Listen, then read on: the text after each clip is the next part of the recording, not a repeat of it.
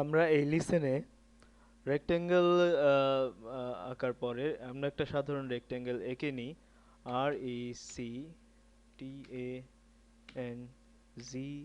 RECTANGLE rectangle.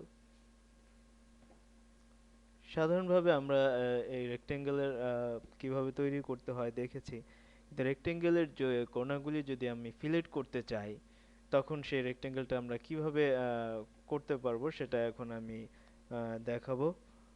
Rectangle command লিখে আসছে specify the first corner point. এর আগে আমাদের যা করতে হবে, এখানে লেখা আছে ফিলেট। আমরা এফ লিখি, ধরি 10 ইঞ্চি বাই 10 ইঞ্চি একটা কলাম তৈরি করব।